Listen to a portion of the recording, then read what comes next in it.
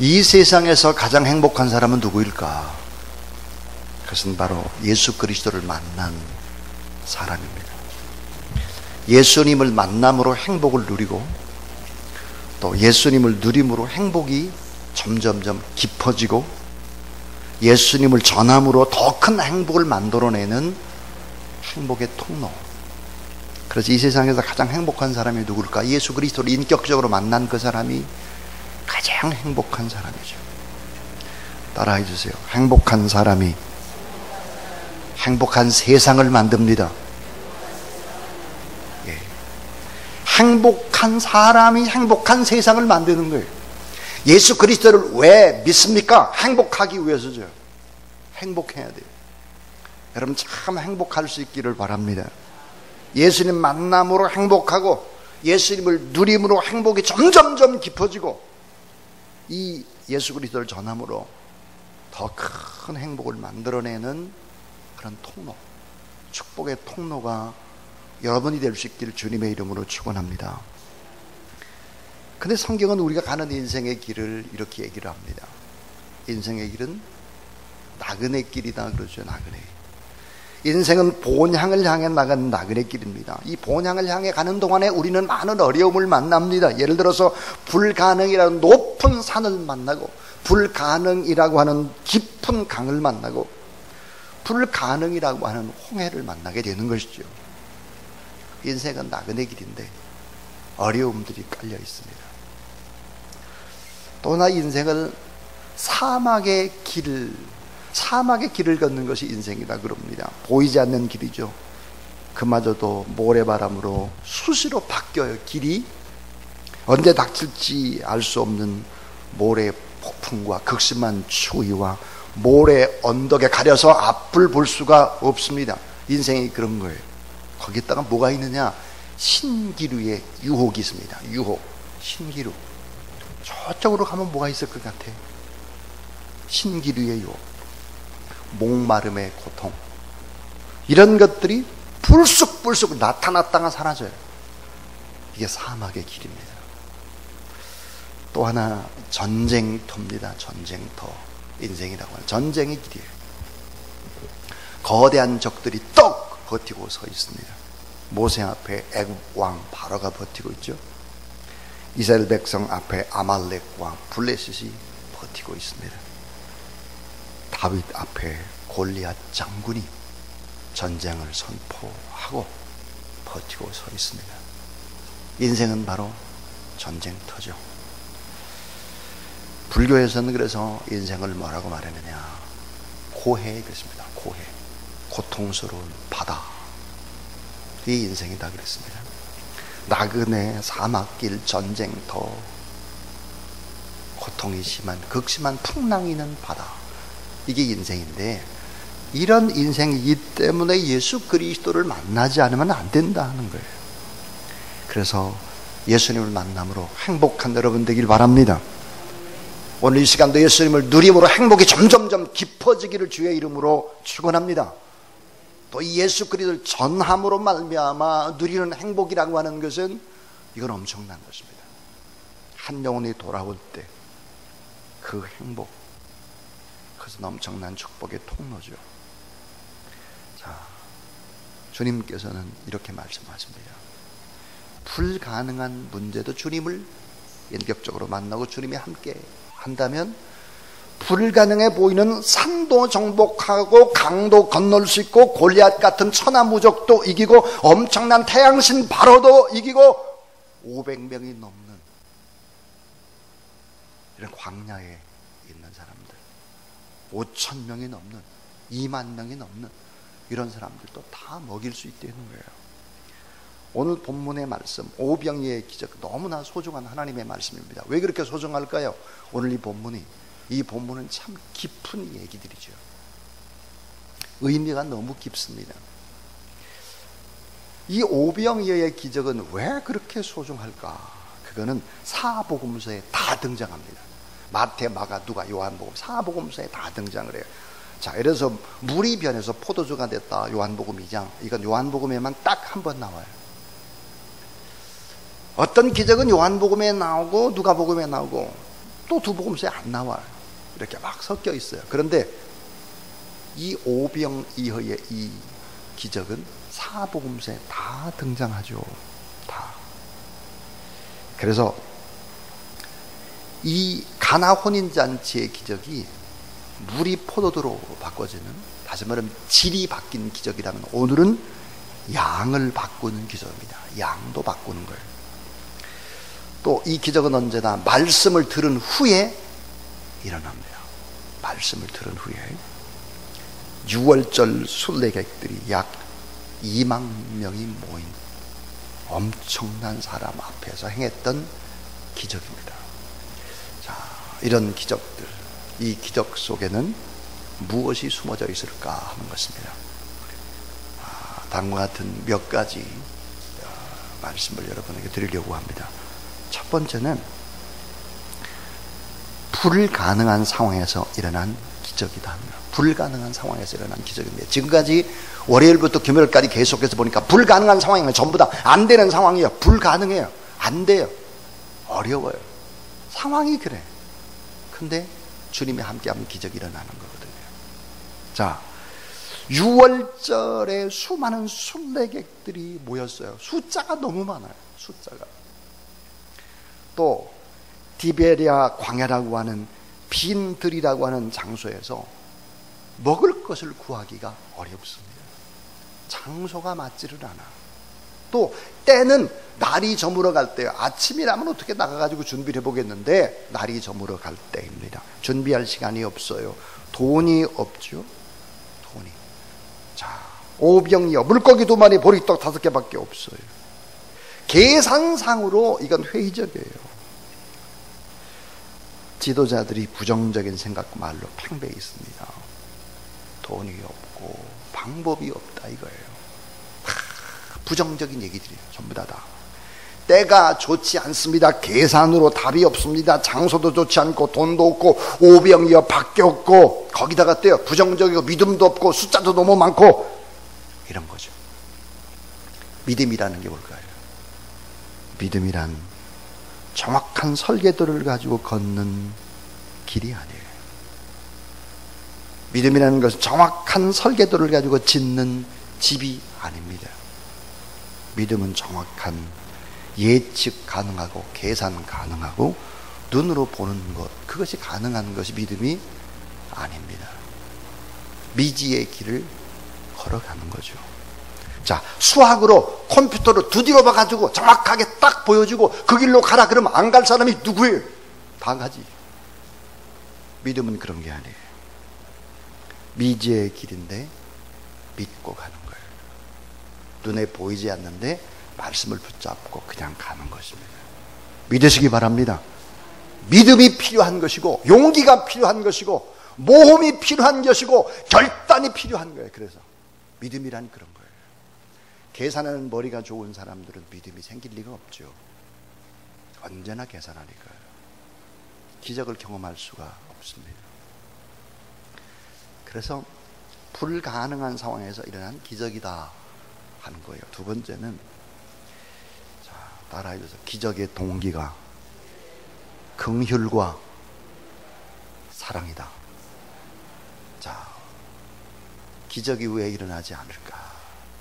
긍휼의 마음이 없을 때, 사랑의 마음이 없을 때 기적은 일어나지 않는다라고 하는 걸 언제나 알아야 됩니다. 오늘 본문에 해마다 6월절이 되면 예루살렘을 향하는 유대인들이 많았죠. 특별히 성경에 보니까 로마 식민지의 백성이 얼마나 어렵게 살아가겠습니까? 나라 잃은 백성들, 로마 사람들에게 핍박을 받으며 삽니다. 비참하게 살아갑니다. 탄식 속에서 유리방황합니다. 먹을 것이 없습니다. 그래서 마태복음 9장 36절에 보니까 무리를 보시고 민망히 여기시니 이는 저희가 목자 없는 양같이 유리방황함이라 그랬습니다. 광야에서 말씀을 들은 순례객들, 어스름한 저녁이 되었습니다. 아, 이 사람들이 돌아가는데 다 지쳤구나. 얼마나 배가 고플까. 저들을 그냥 돌아보내면 안 되는데. 한번 상상해 보세요. 넓고 넓은 황량한 광야에 5,000명 이상, 어린아이들까지만 한 2만 명 정도 되는 군중들이 모였습니다. 그리고 하나님의 말씀을 들었죠. 저녁이 됐어요. 주님의 마음이 아파요.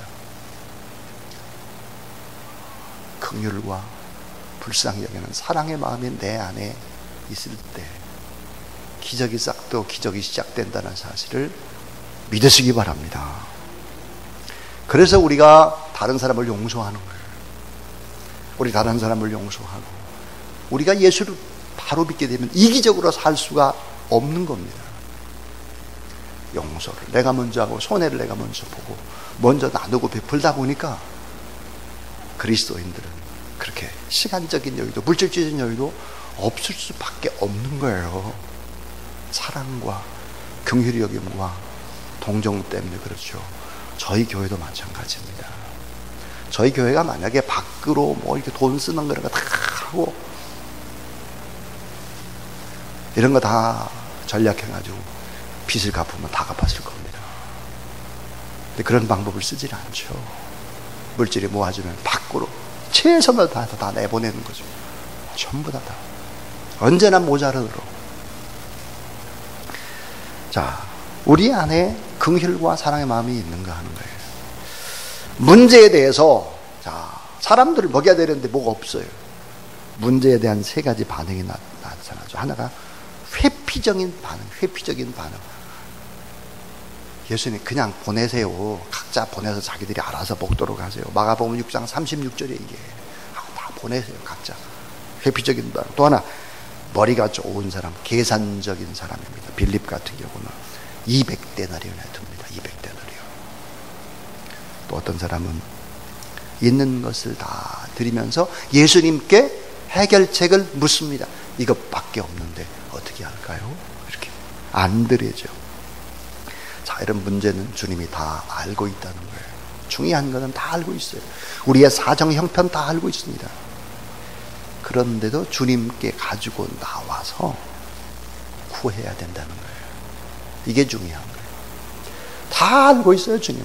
배고픈 거 알고 있고 돈 없는 거 알고 다 알고 있어요. 근데 안 드리는 때 오병이어를 가지고 와서 드리면서 어떻게 해야 될까요? 묻고 있습니다. 자, 히스기야가 사네립의 편지를 가지고 성전에 들어왔습니다. 편지를 쫙 폈어요. 편지를 하나하나 읽으면서 하나님 앞에 하나님 이렇게 얼마나 어려워요. 이거 어떻게 해요? 우린 다 망하게 됐는데. 다. 하나님이 그거 몰라요? 알지. 근데 이런 긍휼과 사랑의 마음과 그리고 주님 앞에 자세한 것을 아뢰는 것이죠. 이게 믿음이에요. 자, 세 번째는 따라해 주세요. 문제 해결의 기적은 이미 우리 안에 있습니다. 문제 해결의 기적이 어때요? 이미 우리 안에 있다. 이미. 어려운 문제가 생기면 언제나 우리는 어때요? 밖에 생각하고 누구한테 도움을 받을까 생각하고 돈으로 계산하고 막 이런 일을 하는데 문제 자체 그 안에 이미 해결이 숨어 있다라고 하는 사실들을 얘기하고 있습니다. 따라하세요. 너희가 먹을 것을 주어라. 문제 해결의 기적의 요소는 이미 우리 안에 숨어 있다는 거야. 너희가 먹을 것을 줘라. 너희가. 문제 해결이 너희들에게 있다는 거예요. 이미 권능이 우리 안에 있다는 거예요. 여러분 다 하나님의 자녀이기 때문에 하늘과 땅의 모든 권세를 가진 하나님의 자녀들이기 때문에 여러분이 기도하고 여러분이 사랑하고 눈물을 흘리고 하나님 앞에 아뢰면 하나님의 일을 하실 수 있다는 사실을 믿으시기를 바랍니다. 보이지 않아도 하나님 앞에 믿음으로 그렇게 나가야 되는 거예요. 똑똑한 사람들은 그렇게 안 해요. 뭐가 딱 나와야 돼요. 딱. 뭐 눈이 보여야 돼. 계획이 있어야 돼. 설계도가 있어야 되고 컴퓨터 두드려 보니까 이렇게 되겠다고 예상이 뭐가 나와야 그때 움직이는 어리석은 사람들, 이런 사람들이 돼서는 기적을 경험할 수 없다는 거죠. 자, 문제 해결의 요소가 뭡니까? 너희가 먹을 걸 줘라. 너희 안에 해결책이 있다. 또 하나가 뭐냐? 어린 나이에 작은 도시락입니다. 오병이어. 작은 도시락. 가난한 어린아이가 한 끼 먹을 수 있는 도시락을 주님 앞에 드리는 것이죠. 주님 앞에 드리는 이 작은 헌신 속에 엄청난 기적이 있다는 사실들을 알아야 합니다. 작은 헌신. 미랄도 한 알의 미랄입니다. 한 알의 미랄. 자, 번제도 1000번제, 작은 거죠. 작은 겨자씨, 이런 거. 헌신의 기적. 이런 것들을 우리가 해야 되는 거죠. 자, 따라해 주세요. 우리의 태도 속에 기적이 숨어 있습니다. 우리의 태도 속에 기적이 숨어 있어요. 늘 제가 얘기하잖아요. 여러분이 앉아서 지금 예배드리는 태도는 여러분의 고스란히 미래라고. 미래입니다, 미래. 자, 나만 장군, 엄청난 장군의 문둥병, 수종두는 종, 포로의 딸, 게지마이. 그 아이에게 불가능의 문제를 풀 수 있는 열쇠가 있습니다. 엘리야 시대에 사르맛의 과부, 마지막 남은 가루 한 움큼 병에 조금 남은 기름, 엘리야에게 드리는 것이죠. 먹고 죽어도 모자라는 건데 그걸 드리는 것이죠. 우리의 태도 속에 기적이 숨어 있다는 사실들을 알아야 하는 것이죠.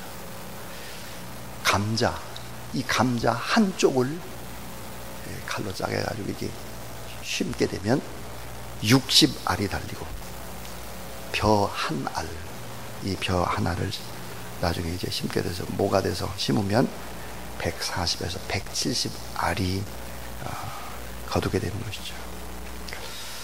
우리는 너무 인색하면 안 됩니다. 하나님 앞에서나 사람 앞에서나 너무 인색해, 쪼존해, 이러면 안 되는 거예요.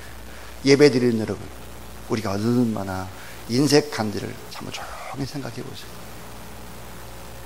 하나님 앞에 나는 얼마나 소중하게 이 집회를 맞이하고 하나님 앞에 감사로 그렇게 하고 있는가, 한번 스스로 돌아보십시오. 내일 여러분 집회 때는 정말 하나님 앞에 감사를 해보십시오. 감사. 심어보십시오. 감사를. 누가복음 6장 38절에 보니까 이랬어요. 주라, 그러면 너에게 줄 것이 곧 후히 되어 누르고 흔들어 넘치도록 너에게 안겨주리라. 너희의 헤아리는 그 헤아림으로 너희도 헤아림을 도로 받을 것이니라 그랬습니다. 우리가 하나님 앞에나 다른 사람한테나 특별히 하나님 앞에 드리게 되면 어떤 일들이 벌어질까? 6단계의 기적이 일어난다는 거. 하나, 후히 되어 또는 누르고 흔들어 넘치도록 채우시는데 우리 안에 안겨준대요. 가슴에다가. 그 다음에 또 하나 6개, 몇 번째가 뭐냐, 풍성한 헤아림으로 함께 주님이 동행까지 해주겠다. 풍성함으로 동행해 준다는 거예요. 필리비안 씨가 이런 말을 했습니다. 우리가 기댈 수 있는 것이 아무것도 없을 때, 심지어 우리 자신도 믿을 수 없을 그때에도 하나님은 그곳에 계신다. 도널드 그레이스 반 하우스라는 사람은 여러분이 하나님을 얼마나 크게 생각하나에 따라 여러분의 믿음의 크기가 좌우됩니다. 그랬습니다. 예레미야 32장 27절에 나는 여호와요 모든 육체의 하나님이시라. 따라해 주세요. 내게 능치 못할 일이 있겠느냐. 마지막 4번째 이야기는 감사가 기적의 가장 중요한 요소입니다. 감사가 최우선이에요. 먼저 해야 될 기적의 요소는 감사합니다. 요한복음 6장 11절에 예수께서 떡을 가져 축사하신 후에 앉은 자에게 나눠주시고 고기도 그렇게 저희 원대로 주시다 그랬습니다. 축사라는 말은 유카리스테오라고 하는 말인데 이 말은 뭘까? 감사입니다. 감사.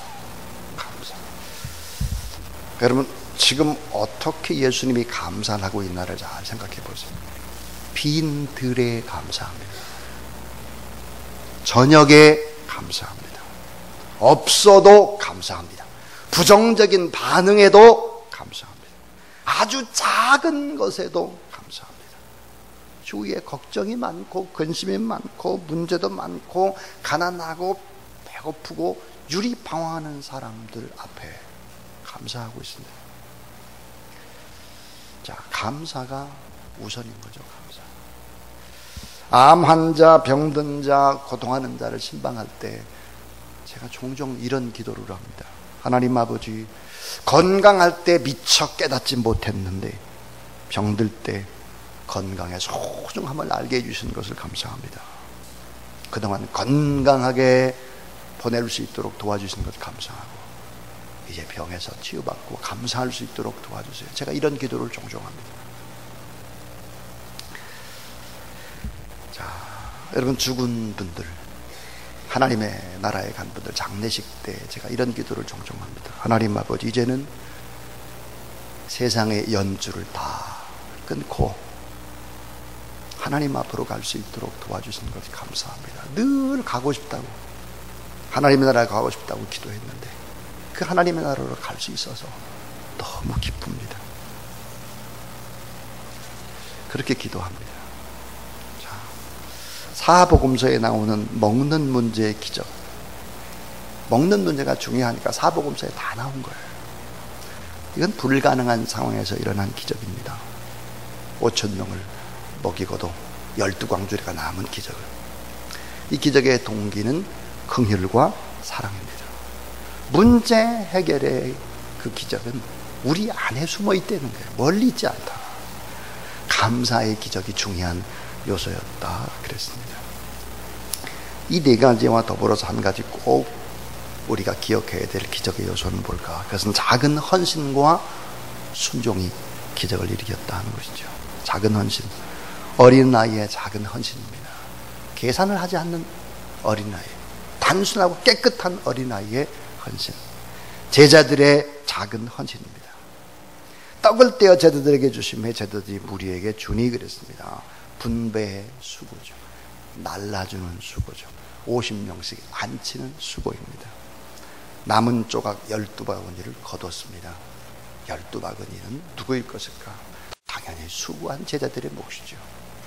풍성한 기적을 볼 뿐만 아니라 풍성함을 누리는 것이다. 자, 기적을 통해서 우리의 필요를 풍성하게 채워주신 하나님, 풍성한 하나님, 넉넉한 하나님, 충만히 덤으로 12바구니 넘치도록, 흔들어 넘치도록 너희 가슴 안에 안겨주는 분이 바로 주님이시죠. 그런데 오병의 풍성한 기적의 의미는 뭘까? 그것은 이제는 먹는 것 가지고 만족하지 말아라. 썩는 양식을 위해 일하지 말고 영생하도록 있는 양식을 위해서 하라. 내가 곧 생명의 떡이다. 사람이 떡으로만 살 것이 아니요 입으로, 하나님 입으로 나오는 모든 말씀으로 살 것이다. 그러니까 하나님의 말씀을 먹는 것이 더 우선이다 하는 거죠. 육신의 배가 고픈 것보다 하나님의 말씀을 먹고 하나님을 바라보고 하나님을 기대하는 것이 우선이다 하는 거예요. 그다 다 먹는 것만 우선하려고 하는 생각은 잘못된 생각이라고 하는 것이 예수 그리스도의 결론입니다. 따라해 주세요. 내가 곧 생명의 떡이니 내게 오는 자는 결코 줄이지 아니할 터요 나를 믿는 자는 영원히 목마르지 아니하리라. 믿으시기 바랍니다. 먹는 것 중요하죠. 그러나 하나님의 말씀을 먹는 것은 너무 중요합니다. 썩는 양식을 위해서 일하지 말아라. 썩는 양식, 우리 많이 먹으면 전부 다 썩는 배출로 다 나가버립니다. 이거 위해서 일하지 말고 영생하도록 있는 양식을 위해서 일을 하라 하는 것입니다. 우리가 꼭 기억해야 될 진리입니다. 생명의 떡 되신 예수 그리스도, 그분의 말씀을 붙잡고 살아가라.